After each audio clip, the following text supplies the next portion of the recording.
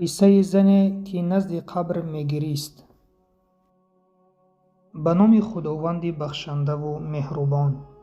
از انس خداوند از او راضی باد روایت است که گفت پیامبر صلی الله علیه و سلم از کنار زنی گذشتند که در برابر قبر می‌گریست. فرمودند ای زن، از خدا بترس و صبر کن. آن زن گفت از من دور شو، زیرا تو به مصیبتم گرفتار نشده ای. آن زن پیامبر صلی الله علیه و سلم را نشناخت. به او گفته شد که این شخص پیامبر صلی الله علیه و سلم است. وی به آستانه خانه آن حضرت صلی الله علیه و سلم آمده دربانی در کنار آن نیافت و گفت ببخشید شما را نشناختم.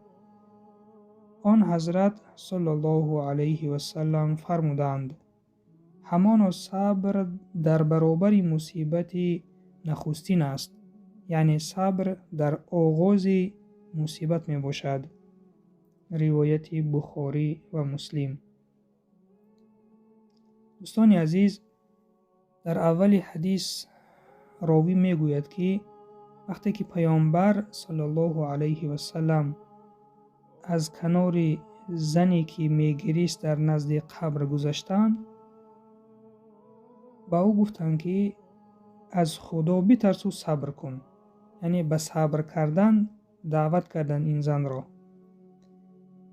و چون این زن نشناخت که این کس رسول الله هستند، گفت که از من دور شو، زیرا تو به مصیبتم گرفتار نشده ای. بعد از آن پیامبر صلی الله علیه و سلم چیزی نگفته از نزد او دور شدند، چون می دونستند که این زن در حالت وزنین قرار دارد، یعنی شخصی نزدیک خود را از دست داده است. به همین سبب نگفتند که من پیامبرم، مرا گوش کن، و آرامانه رفتند. و بعد از آن شخصان گفتند که آیا تو نمیدانی که این کس پیامبر بود، تو را به صبر دعوت کرد؟ بعد از آن این زن به خانه پیامبر صلی الله علیه و سلم آمد و در نزد خانه هیچ پاسبانی را در نیافت.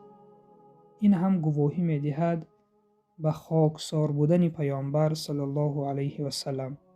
و وقتی که پیامبر را دید گفت که می بخشید من شما را نشناختم. ببینید در این جانیز پیامبر صلی الله علیه و سلم نگفتند که بار دیگر این کارت را تکرار نکن، فقط گفتند که صبر در آغاز مصیبت است.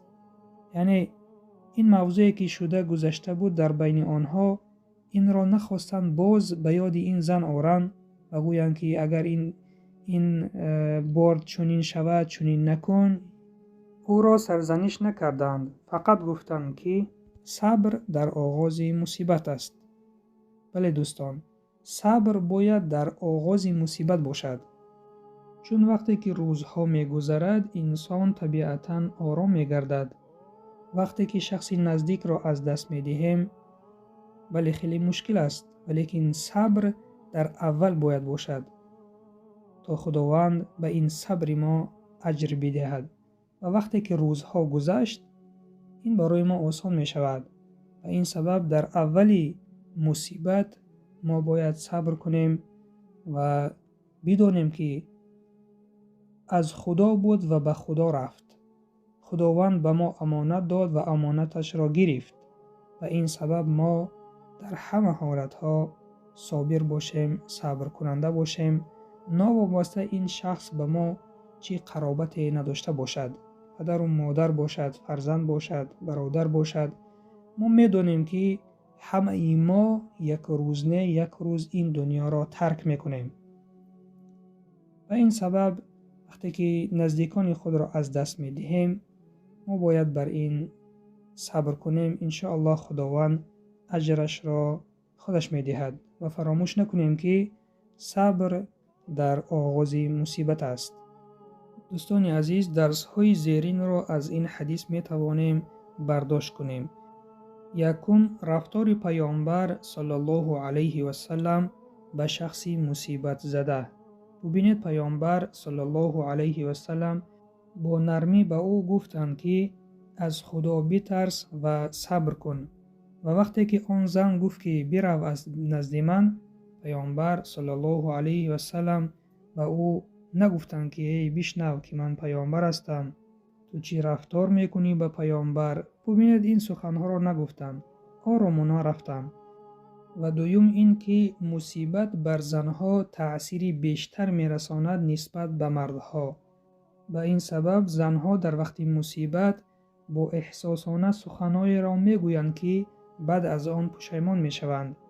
ما باید زنها را دعوت کنیم که از چنین سخنهایی که خداوند ناراضی میشد، یعنی ما را ترک کردی، ما چه خیل زندگی میکنیم بعد از این، یا دیگر زنها داد و فیغان زده روی کنه موی کنی میکنند، ما باید آنها را آگاه کنیم که خداوند راضی نیست به آن چی که شما در این حالت میگویید و آن چی که شما انجام میدهید. بهتر می شود که در این حالت، در حالتهای مصیبت، ذکر و یاد پروردگار را کنیم، قرآن بسیار خوانیم، دعا کنیم. این عملها بهتر از خوبتر است. و فراموش نکنید که هر آنچه که شما میگویید روز قیامت به این سخنها جواب دادن در کار است. به این سبب پیامبر صلی الله علیه و سلم بر آن زن گفتند که از خدا بترس و صبر بکن. و درس دیگر از این حدیث آن سخنهایی که در آخر پیامبر صلی الله علیه و سلم بر آن زن گفتند که صبر در آغاز مصیبت است. بله دوستان، صبر باید در آغاز مصیبت باشد، چون وقتی که روزها میگذرد، وقت میگذرد، انسان طبیعتاً آرام می شود. و این سبب صبر باید در روزهای اولی مصیبت باشد.